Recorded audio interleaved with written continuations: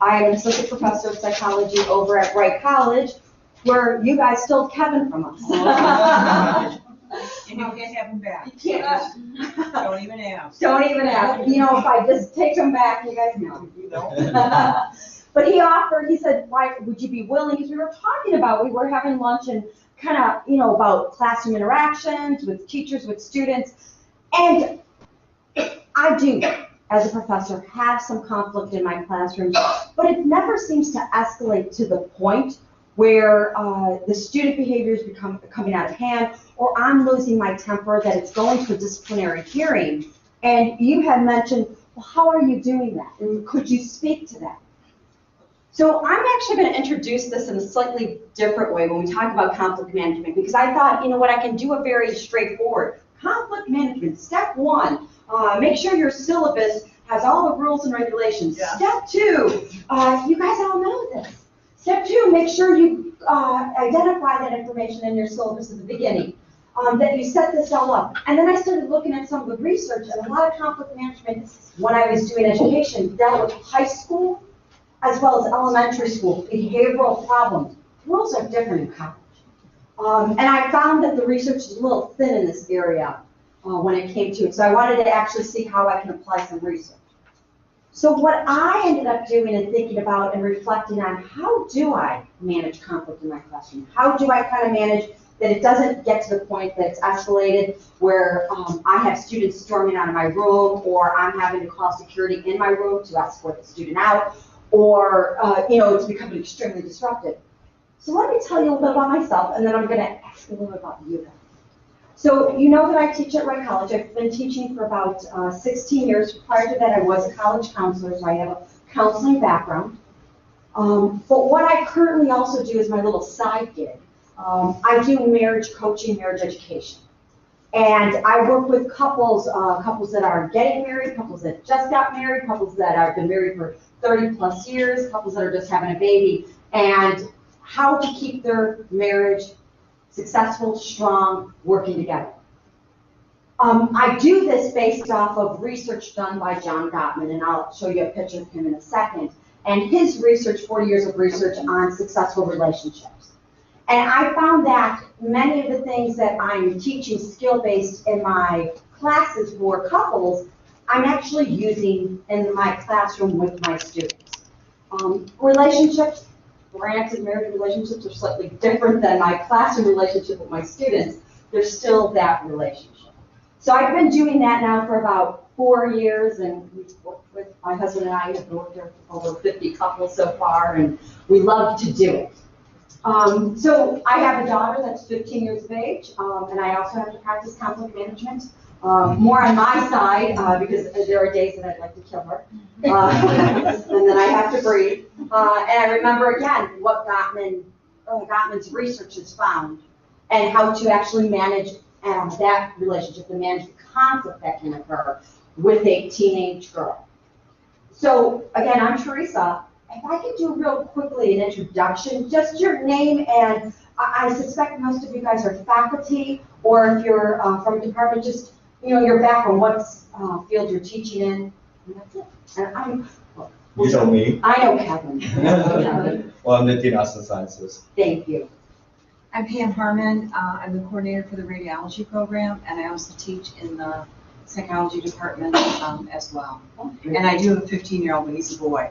So, and a 17-year-old boy. So I'm still in the boy thing. So I'm lucky. Theresa, do you know Eric Fouquet? Mutual acquaintance. Yes. Yes. Yeah. Wow. So yeah. So radiology and psychology. Yes. Are you getting to the nuclear medicine? With the PET scans and the fMRIs? We don't, No. but we do have a nuclear medicine department. Okay. Everything nowadays with digital is so specialized that we kind of have our own people. I think it's fascinating. So from a psych perspective, I kind of went to the side. I'm like, ooh, radiology, psychology. I was like lighting up over there. Well, thank you. Okay. I'm Jerry Brewer, faculty for the nursing department. And so I've been a nurse for about 12 years, and then switched gears to teaching. Okay. And so I teach nursing, love it. Wonderful. Yeah, and I'm on my fourth kid who's 17, so it's like, I feel like it's all over again. And I'm like, still like, I need to talk to somebody. I don't know how to handle this. It's like the fourth kid, I should know, but it's like all new again. It's all new. Oh my God. So she's still alive. And again, you look at our kids, not only in the classroom, but at home, are like, okay, they're so lucky they're still living. But she bought me flowers the other day because I wasn't feeling good, and I'm like, there's hope. There is. And then we wait until they're 25 when their brain Yes. develops, Yes. and like, oh my God, I got a couple more years and they're going to be much better. And I'm seeing that too. I'm like, okay. Nancy Rizzo, clinical coordinator for the radiology program, and I have two little ones, 6 and 8, so there's a little easier. They are you. Hang on to those moments. Sarah Sears, adjunct faculty, business department. Business department, welcome. Thank you. Hi, I'm Mary Murphy, and I'm also adjunct in the business department at Nineburg. My day job is in the research department here at Charles. Oh, so research and And I teach statistics. and you teach statistics. Yes, yeah. So I have 4 children who have all grown up and moved out, and so they survived me and I survived them.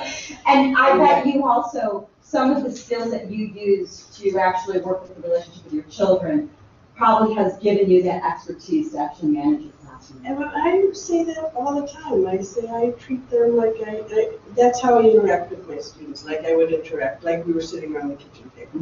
So I like to keep that. And that's a very good point that you're making. Yeah.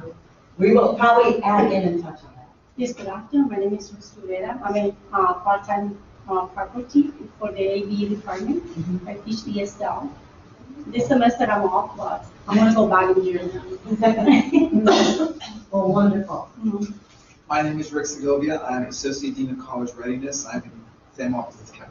Ah, well, okay. So Associate Dean of College Readiness, and you're in his office. Right. So I'll wave at Piper, pick him up for lunch, okay? And I come from teaching. I wasn't born a dean. Thank God. You were made. You walked in, I'm sorry. Hi, John Gorey, I teach cybersecurity inside. Security, growing area. I will give you all my technology and say, who's back me right now? Hi, I'm Shelley Tiwari, the Director of Faculty Development and Student Success. I'm in the Center for Teaching Excellence. I'm really grateful that you were able to find some time to be with us. I've worked here about 14 years and 10 years as a faculty member in the math department. Wonderful, thank you. And we don't want to forget about you. Because you were so kind to actually get everything set and make you feel very comfortable. And I just, again, to officially have you on. Yeah. My name is Lakeebra Love. I've worked in tracking for almost 3 years now as a student.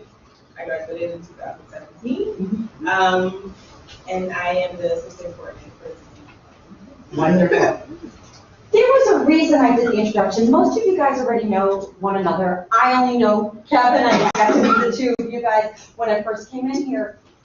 But this is something that I even do in my classroom, and I would suspect that many of you guys do in your classroom on the first day. I do hear from some faculty say, I'm too busy. Day one, we start working. I have them do a sign-in sheet because I need to do that, and that could be right there at that moment, setting you up for having a challenging time throughout the semester. By creating this connection, I learned a little bit about you. So again, some of the things I do with my students is just simply, because I don't have that much time, because there's a whole lot of material I need to cover, what are they majoring in? What are they interested in? Why are you taking this course? And again, psychology, a lot of them are saying, oh, social science elective. I need it for nursing. I have, my Psych 224 is my lifespan course, and I have a whole bunch of nursing students. So I find out what's going on, and I'm getting a little detail. And that becomes extremely important, especially if conflict starts coming in, or how I can actually begin to manage that conflict, or even make sure it doesn't develop in my classroom. So what I'm going to do is, and the little fonts it's a little bit smaller than I expected. Some of the disruptive behavior in the classroom that you might have is a student who consistently challenges the instructor's authority or knowledge, such as excessive questioning, making inappropriate comments about the instructor's abilities. this is something that does happen. Yesterday, I was speaking to one of my colleagues, and she was sharing with me a student in her class who she has students purchase an online tool to go with the textbook. They use Pearson's Rebel. And we're familiar with, sometimes we have these separate ones. Well, she was upset because she's never used Rebel, but she's used all the other BioLab, my math lab, what it is. And she was complaining to the instructor, why did you do this? Why did you pick this system? I don't like this system. I'm having trouble with this system. And the instructor said, well, just log on. And just said everyone else was able to do it. Why didn't you just log on? The instructions were provided and dismissed the student. Well, the student in the class, the next class period, started challenging her with, well, why do you say it's that definition for that term? And the instructor was already upset with the student, unable to access the technology, putting it on her, saying you picked the wrong technology, this isn't fair. And there became an interaction between the two of them. The instructor did walk away, but heard the student make an inappropriate comment under her breath and said, I couldn't really put it together, but I knew she was being contemptuous to me. So I turned around and said, do you have a problem? So now we've got a situation that's escalating. And we've got a battle going in. And that's sometimes what can actually, again, a situation in a classroom where you may typically have a student that has challenges accessing the technology. Because we make these assumptions. They're 18. They should know how to use technology. They're on it all day long. So we make these assumptions about them, get frustrated, but not really knowing what's really going on. And this is now the second time I suspect that there's going to be negative interactions that will continue in the classroom, either that the student's going to give up and drop the class, or make it even more uncomfortable for the instructor, where the instructor will now say, you need to leave the class, and if you don't, I will have security escort you out because we're feeling uncomfortable. All potentials. It does not necessarily have to go in that direction. It's not, I can't magically make everything stop, but it doesn't have to go in that direction. And she was not even aware when I was having a conversation that there's two people involved in this relationship. And what is not only the student's role, but what is her role as well. So you may have had that. I've actually had the excessive questioning with students asking question after question after question. And I know I've had the frustration going, just read the book. Oh my God, it's a churning inside of me. I'm like, oh my God. Or the student that I just had that came into class that missed the class prior to it and starts asking questions about what was covered in the last class and said, can you explain that? I said, well, we covered last, but I was sick, so I wasn't here. Can you re-explain it? So I could have turned that into a bigger issue and said, you know what, I understand. What I would want you to do is I would like you to come see me during my office hours. I said, we can spend the time. Rather than accepting her snap, I said, I understand. You've missed that information. But it could have easily have gone. And again, she was only on Tuesdays and Thursdays. We were talking about schedules. I teach Monday, Wednesday, and Tuesday, Thursday. But I do 3 classes in a row on Tuesdays and Thursdays. I still had energy. I still liked my classes. I was still doing okay. So I was able to respond, but I could have attacked her. Well, if you didn't miss class, if you would have read the book, it could have turned into so much more. A student who deliberately disrupts the classrooms, dominating class discussion. I actually put in because I did have in one of my classes a couple semesters ago, dominating the class, putting the hand up. I'm putting my hand up, pick me, and I said, and being able to identify and say, okay, I know you have something to say, but I would like to get people on this side of the room. I said, your viewpoint is important. But this one student, this one semester, was not having any of it.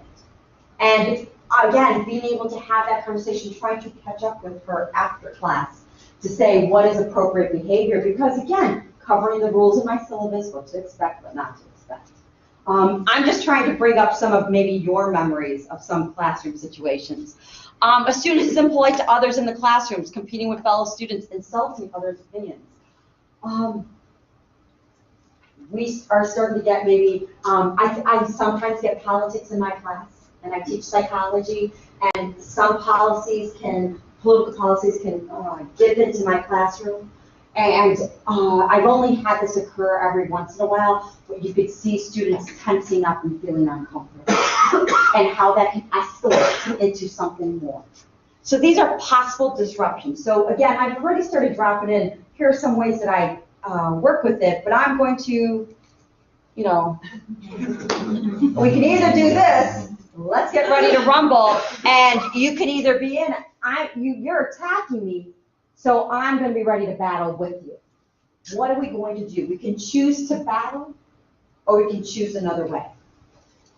So here I mentioned John Gottman. My side gig, and I absolutely love it, is John Gottman is a psychologist. You would actually love him, statistics. He actually graduated bachelor's at MIT in mathematics and statistics. Thought it was not exciting enough. And him and his friend Bob Levinson decided to go into psychology, and they got into psychology, and they wanted to find out about relationships and how to pick up girls, was his intention. They were having, him and his buddy were having a difficult time actually keeping girls, and they didn't know why. So they ended up taking, but his mathematics and his research and his statistical background actually did a wonderful thing for the field of relationship and marriage success. That's his wife, Julie Gottman. She's a clinical psychologist, and he was doing the research, and she actually pushed him to say, what are we going to do with this information? How do we apply it? How do we help couples with it? So these guys, and what they've taught me with marriage and successful marriages, I try to bring in, and this is my Harry Potter, so learning a little bit more about me. My Harry Potter, they're so involved with him in the classroom. They're so excited to be there at that point. And I use what they've taught me to try to create a classroom where people actually want to go, they want to learn, they're not going to be disrupted. So, John Gottman, I told you a little bit about him. He did 40 years of research with couples, actually videotaped the couples, and figured out that there were a couple of things that successful master couples did versus disaster couples, the ones that he actually called them masters and disasters. And I look at my students sometimes as masters and disasters as well. The masters, they already have the skills. Maybe they didn't need to be taught the skills, but they already had the skills on how to be successful in the classroom. What is appropriate classroom behavior? What is appropriate? How do we treat one another in the classroom rather than jumping on them and saying, well, your idea is stupid. Where did you come up with that?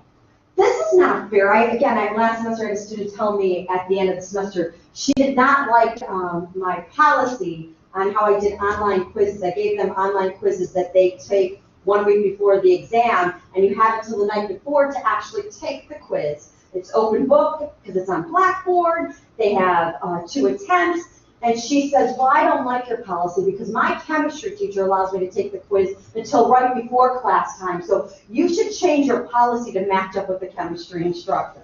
And I'm like, master of disaster. Because she could have come in a different way and said, you know what, I sometimes get confused. I understand this is your policy. Have you ever thought about it? Let's have a conversation. Or sometimes you say, this is the instructor's policies for the class. Every instructor has different policies.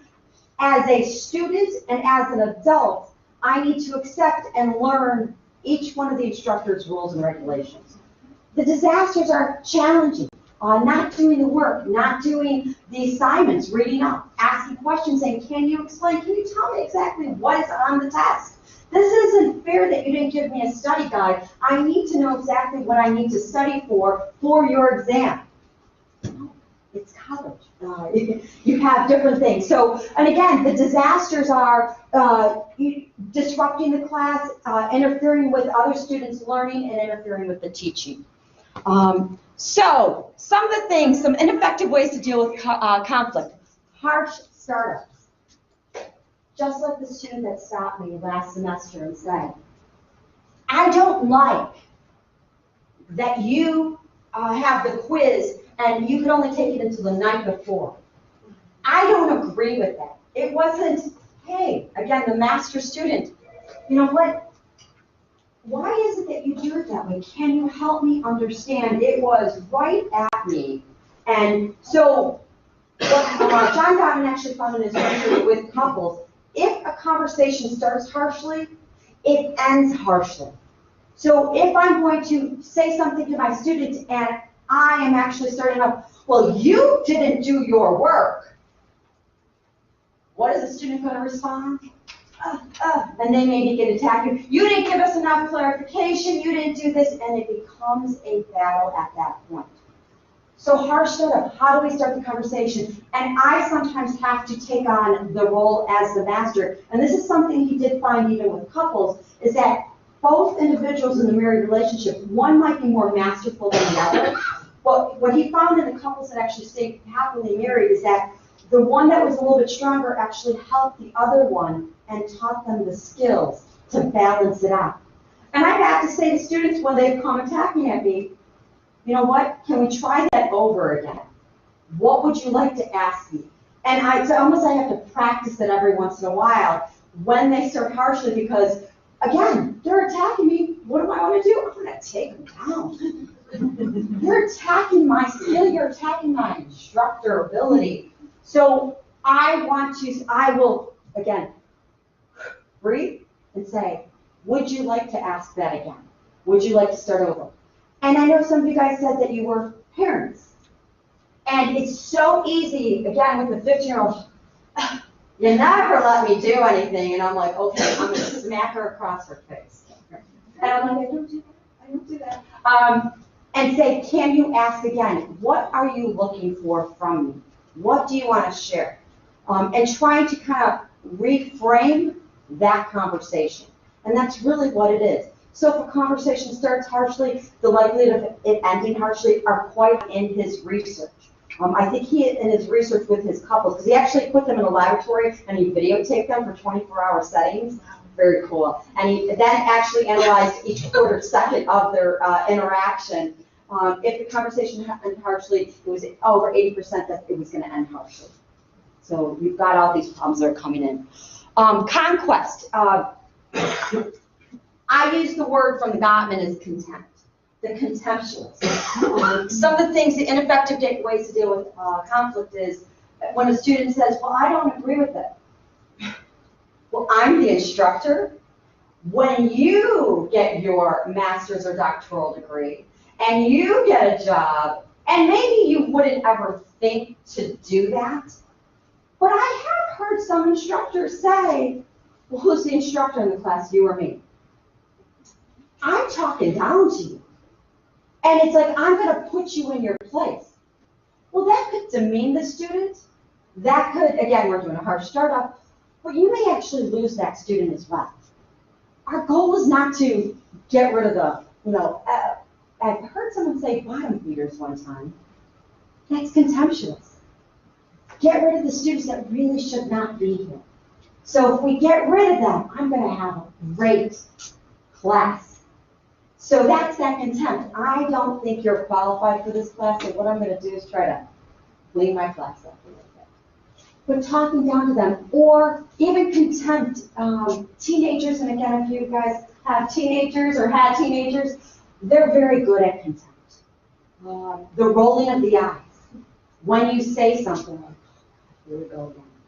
As an instructor, and if you're lecturing in the class, and your students are taking notes, and you're saying, here's the topic, I want to explain it, and you can hear the students or see the students, not even hear them, rolling their eyes, or rolling their eyes and then putting their head down, like, oh my God.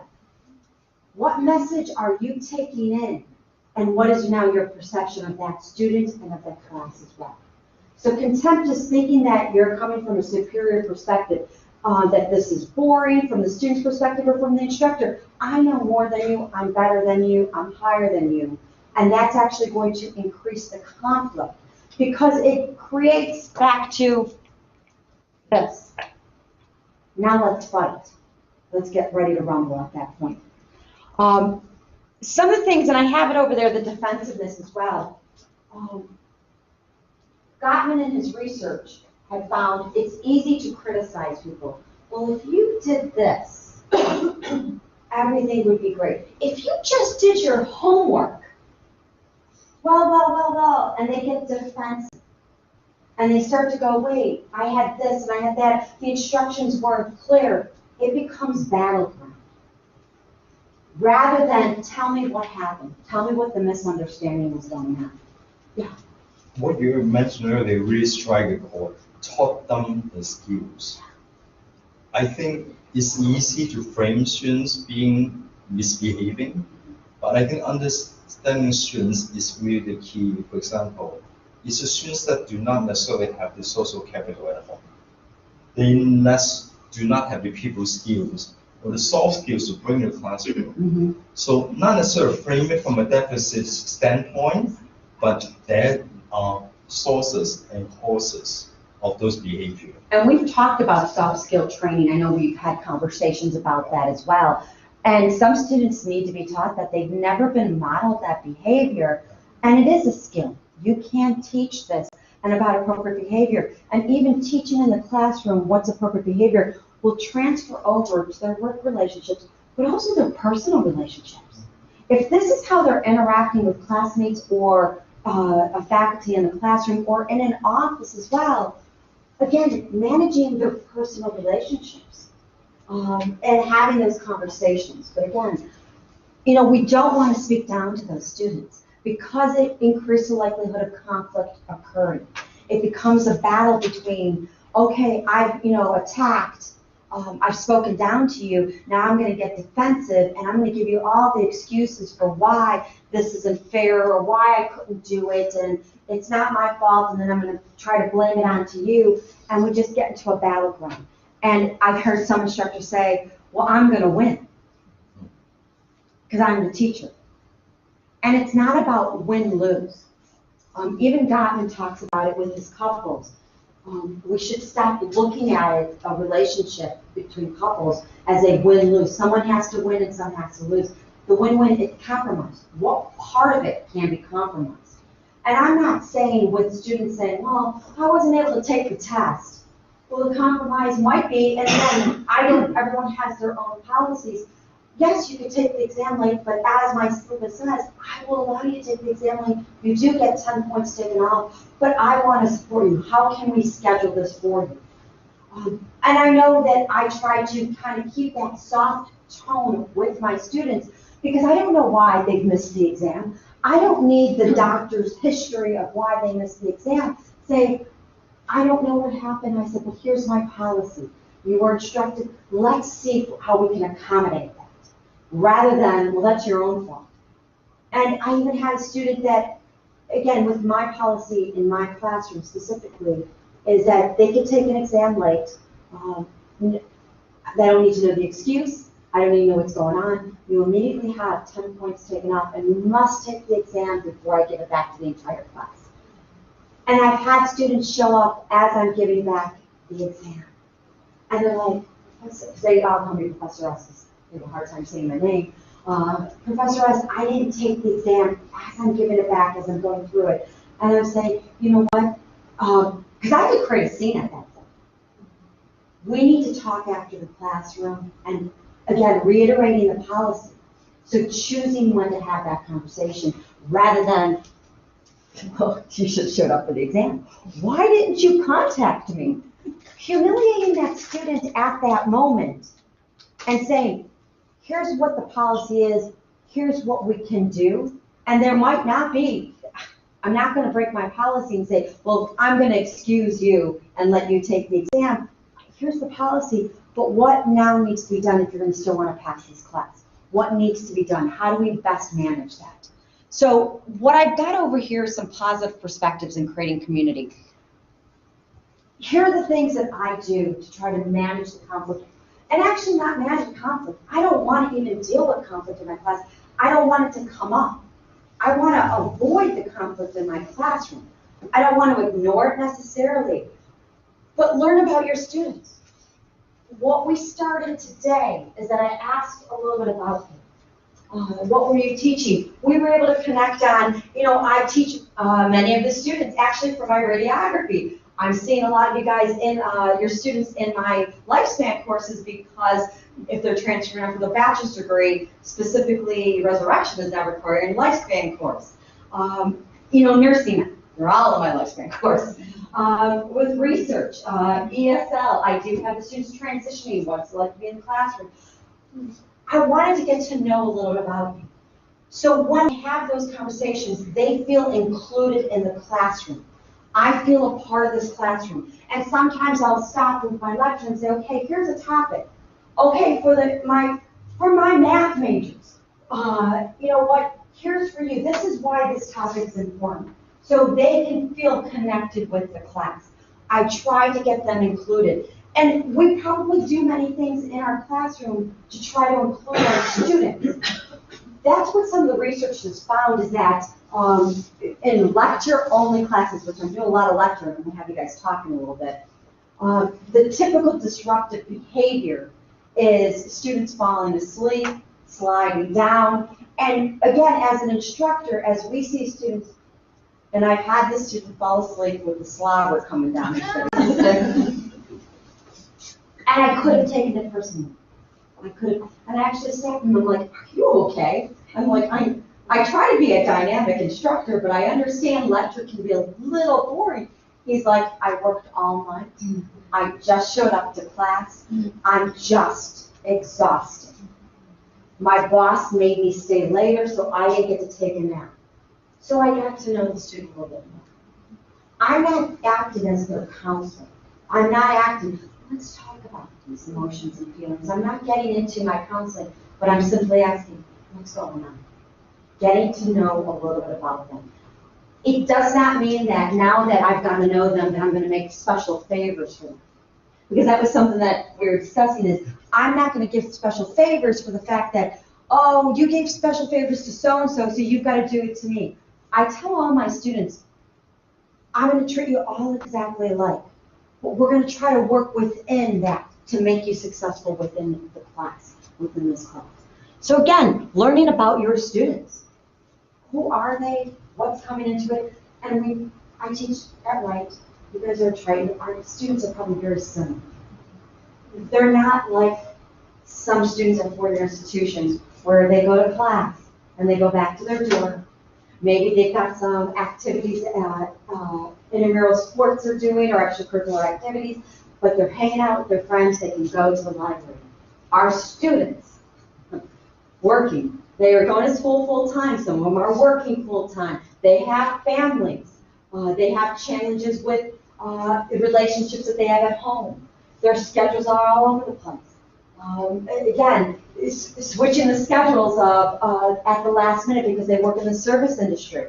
And a student just came to my class, ran in to the last 30 minutes of the exam because she worked at Starbucks and there were only 2 of them at Starbucks and she could not leave. She chose staying at Starbucks and only gave her 30 minutes to take the exam. And I had 10 minutes extra, so she actually, I said, I'll give you those 10 minutes before my next class comes in. You've got 40 minutes. So now you don't lose any points. And she was able to complete the exam in time, but she was able to tell me, she goes, I'm working with my employer. But my next question to her in just those few moments, what are some solutions that you can think about when this happens again? Because sometimes in fact, those soft skills, sometimes our students mistake it and say this is a one-off situation. And it is not a one-off situation. It's going to happen to them over and over and over again. So again, that can cause conflict in your classroom because they may fall behind, they may get frustrated, they may feel scared that they may be failing the course, and they want to move forward, and they may lash out at you as an instructor. So what are the solutions? What solutions do you have to kind of, not miss an exam? What solutions do you have that you're going to come to all the classes? What solutions do you have? And so again, giving them that power and saying, I'm listening to you. Being credible, and what the research says about being credible is being consistent with what your policies and your syllabus are. That you will be holding them accountable, and saying, here's the syllabus, let me make sure that you understand. What part of the syllabus do you not understand? Say, you know what, I would love to, and again, sometimes when I have students challenge policy, and again, with the student who did not like my quiz policy, because she liked the chemistry instructor's policy better than mine, and I said, let's talk about this. In class, I do mention it. In the syllabus, I have this. Where did you, misunderstand my policy with the chemistry policy? And it was a simple conversation. I didn't take it personally. I tried not to. I took it a little bit personally. And I did some breathing, and then I had a conversation. I calmly had a conversation. Soften my interaction with them. And that comes to the next one. Choose when and where to discuss student concerns. It's not only how do you start the conversation. If you start harshly, it's going to end harshly. But where do you do that? I can have that conversation in the classroom. But sometimes I may want to say, you know what, I see that you have a question and I think this can be better dealt. Why don't you stop by my office? Where do you have that conversation so it doesn't escalate? At the beginning, I shared an example with my coworker who was having conflict in her class. She could have chosen to go to the student and say, something doesn't seem to be clicking with the material. You could have even said, it sounds like you're frustrated. A very easy term to use out there. Or say, why don't you come to my office? I don't want you to misunderstand this topic. Rather than going back and kind of attacking and getting almost defensive. This student is challenging me, is disruptive, is being dismissive of my knowledge. Why don't you come back? Where are you going to bring it up? Even disruptive behavior. Instead of pointing out to the student, you are being disruptive. Okay, that may stop that student from being disruptive in the classroom, but it may also cause her never to show up again. Or she might even have the other responses saying, you want to see disruptive? Oh, let me show you. Where are we going to bring this up? And finding a safe place.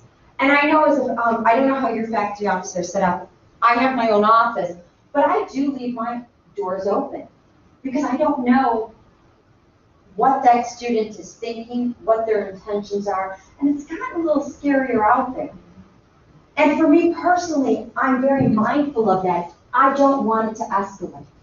So if they're coming to my office, again, leaving the door open, let's have that conversation. I don't want to attack the student because I don't need them doing something to me. But it does not help the classroom situation. It does not stop that the student will magically stop being disruptive in the classroom. Psychological soothing of the self and student. Check your perception. And again, psychological soothing. Sometimes you might have to use a little empathy. It seems like you're a little frustrated. It seems like you're a little overwhelmed. Tell me what's going on at this point. What is my perception? And I sometimes do stop because I can feel it. And this is what Gottman actually found with married couples. Not only did he have them in the laboratory where they were videotaping them for 24 hours in the laboratory, he did a whole bunch of physiological measures. He actually, as odd as this may sound, but he did take in this direction, urine samples, hair samples, saliva samples. They actually did a sweatometer. They were measuring how much sweat, a jiggleometer, so when they're sitting in the seat, how much they move around, as well as the heart rate monitor. One of the things that he found, yes, absolutely. I actually wear my Fitbit sometimes to class, and I've sometimes checked it. Oh, yeah. As an indicator. You're like, okay, I can feel it. And he actually found with his couples is that some of the couples would be, I'm going to use you. This is my partner over here, and all you have to do is stay quiet. And I'm just coming in and said, you didn't do this, and when are you going to do that? And he's not saying anything. And he's just nodding, and he's like, okay, okay, okay. Gottman actually interviewed that person in the relationship that actually stayed quiet and said, it looked like you were very attentive. You weren't saying much. And they responded, I was just waiting for it to end. And I was afraid that if I said something, it would continue on, because he said a lot of them would say, they're attacking me. I want to go back and attack them. And they said, if I do that, this gets bigger and bigger. What he did find, though, specifically, is that his heart rate was probably over 100 beats per minute. It was a typical physiological response. I know for me, I can start sensing it. My Fitbit tells me. And there are some students, and again, we can get all psychological, that maybe they set me off. I have a perception about them, how they're interacting with me, and I sometimes need to check it and do my breathing. But I sometimes look at my Fitbit and go, my heart rate's up. And I am mindful of that. And what he had found is that in this interaction, I'm fighting with him, and he's just shut down at that point. He's shut down. That you actually need about 20 minutes for your heart rate to actually get re-regulated. For men, it actually was 25 minutes. For women, it was 20 minutes in this research. To re-regulate, to have that conversation. So if I know a student is driving me nuts, and we do get those, that's the thing I say, you know what? I would like you to stop by my office. I have office hours later this afternoon or tomorrow. My heart rate's going to be down by then. So I can have that conversation. And you know what? I don't have a heart rate on them. I would suspect their heart rate might be up as well. So they will be coming to the conversation calm, relaxed. We've been able to take ourselves out of that situation. We might not always have that time within the classroom to say, well, I need 20 minutes. I'm at 100 beats. Every time you keep talking to me, it keeps going up. And say, well, class, I'm going to dismiss you for 20 minutes and come back. We'll never see that. You'll never get what you're supposed to get done in the class either. And maybe at that point is even self-soothing and say, oh, you know what, taking a sip of water. Maybe it is even within the classroom.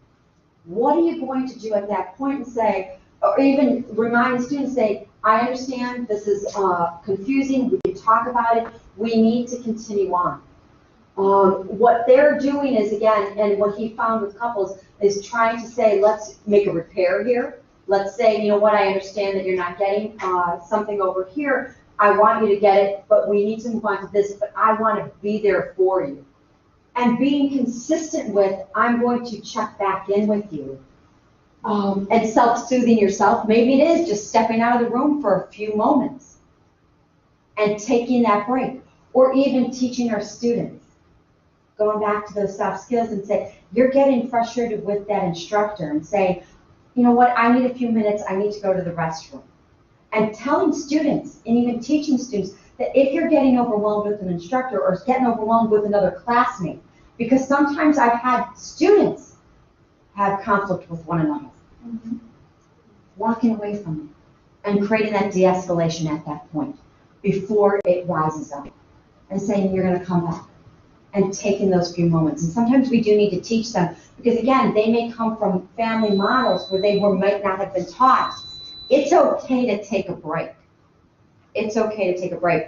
And even with Gottman with his couples, he's actually said, there's a reason why your partner has stopped talking. By saying, you know what, it seems like you're not interacting with me right now, even in his couples. And he taught the couples that. He's saying, at this moment, it doesn't seem like you're able to have that conversation. Let's talk about this a little bit later. And again, with our students, seems like we're having a hard time having this. Let's talk about this topic a little bit later. Let's continue to have the conversation. But right now, our heartbeats are way up there. Checking the body language. You know, are you tense at that point? Reading your body language. Are you concerned? Again, checking that to say, something is wrong with me at this moment, and I want to de-escalate. I don't want to get trapped into this fight of, I'm smarter than you, I'm better than you, this is my damn classroom and it's not yours. And I was, again, paying attention to my breathing, my heart rate, my body language, how tense I am. I know for me, when I get a little stressed, it's my right shoulder that starts to feel it. And and we can start feeling that frustration, or even that frustration with the student where we're trying to spend time with them, and we're working with the students side by side over here, and they're just not getting it.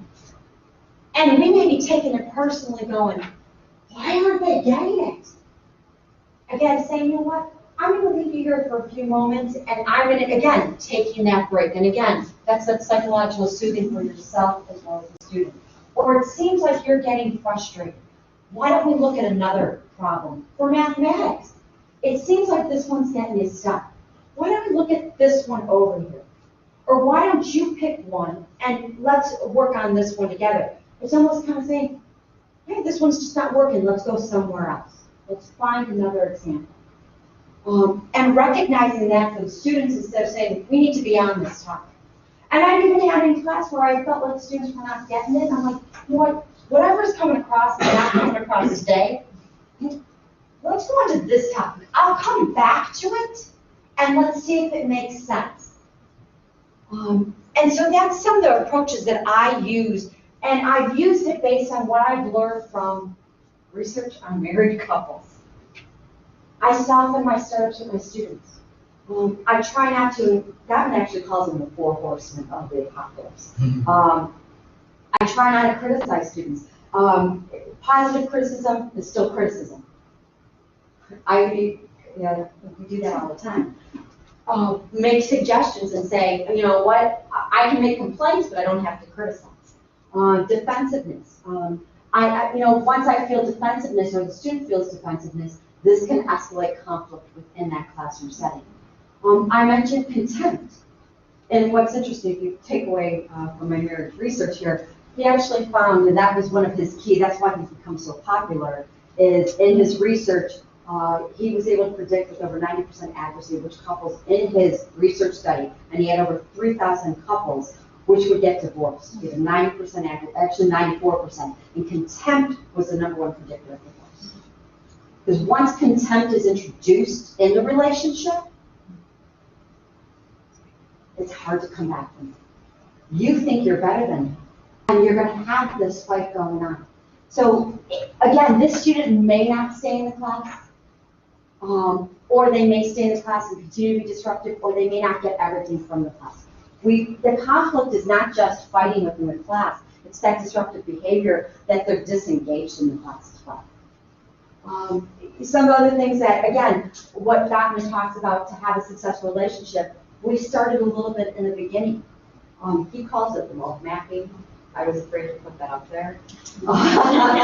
Getting to know your students. But he has couples talk about the love mapping. When you first meet somebody, you tend to ask them all these wonderful questions. But as the relationship continues, you stop asking those questions, and we tend to say, we don't know each other anymore. We grew apart. And with my students, I sometimes do checks. Especially, I try to know what's going on around campus, and we're having the big transfer fairs going on, and I'll sometimes start the class. Hey, transfer fair, where are you guys going? Do you know if your school is here? We're now doing there's a big push, Linda Murphy, she took her sabbatical, and she actually went around to all these selective enrollment universities around the country, and she's trying to create relationships, bigger relationships with, like, University of North Carolina, with Tulane, where she actually went to school. We're transferring our students there. And she's, that's something that she's doing is promoting that. And I've said, how many of you guys, have a 3.4 or higher? Would you think about going to a school other than the closest one to your home? There's this great place. And so we have these conversations. Halloween comes along. Okay, who's trick-or-treating? And so then I get into the families. I start to learn about that. That's a few moments at the beginning of class that, granted, I'm not telling them I'm love mapping with them, but I'm love mapping. I share a little bit about myself. I don't go overboard, but they will all know that I'm a 15-year-old. And I said, you guys need to teach me about music. because I'm old now, you guys are probably close to my daughter's age, what is with this music? And they laughed. And so we have these conversations, they get to know me, what my challenges are with a 15-year-old. He found that extremely important. But I have a relationship. I care about them, and I want them to know a little bit about me. Feeling safe within the classroom. It's one of the ways to keep conflict from occurring within your classroom. Because I don't want to deal with it when it happens. I don't want to see it in my classroom because it becomes messy. So what I'm trying to do is avoid it. He also talks about nurturing fondness and admiration in married couples. Recognizing, and that's another thing that was really big with the research, and again with the few research that I read, was catching your students doing something well and acknowledging it. When they make a valid point in class, wow, that's an interesting perspective. I never thought about that. How did you come up with that? It's nurturing fondness and admiration. They sometimes don't hear that rather than wrong. Next. And then some teaching styles are like that. Sit down, you don't know what you're doing. It's that hostility that can create in the class rather than let me try to catch you. And again, not to even be, I'm not putting stars, gold stars on their paper, but sometimes they write funny things on in their papers, and I will do a smiley face and say, made me laugh, thank you. Because they've done, I love the funny stuff in there. But if they do it in a correct way and they're using the material, I had them, they had the choice to be research subjects online, and the student actually titled his paper, My Perspective on Being a Guinea Pig. And so I laughed at that, and I'm like, well, I'm going to use that, acknowledging that he had fun with the experience and he had fun with the idea. Nurturing fondness and admiration. Turning towards was another thing that Gottman actually talked about with successful marriages, is turning towards. Even when you've got this student that may be a little disengaged, so walking up in the back and say, let me turn towards you guys. Tell me what's going on. And having that connection is that you guys are all in the back of the room, because you got the students all in the back of the room. And again, my little handy dandy gadget over here that I use nowadays allows me much more movement in the class. So I sometimes will stand with the back ones and let's talk. Turning towards and saying, let me engage you to make you feel included instead of turning away from you. Or as Gottman said, we don't want to turn against our students. Well, that was a stupid one. And I should have actually brought up seeing that I like Harry Potter. If you've ever watched Harry Potter movies, Snape with Harry is always a turn against. Harry could never do anything wrong, so he's always attacking. Yeah, I acknowledge what you're saying, but I'm going to attack you, insult you, and be absolutely hostile to you. So those are a few things that I have taken from my side gig of doing marriage education and how I manage conflict in my classroom.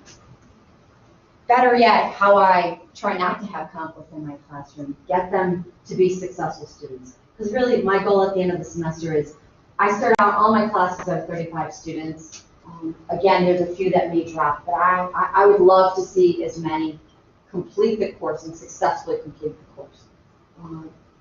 I don't want them to retake the course. It's expensive, and it delays them from graduating, and if they have too many of these unsuccessful times in school, and they can possibly drop out. How can I stop them from leaving the course? How can I get them to actually move forward? And in the process, teach them soft skills.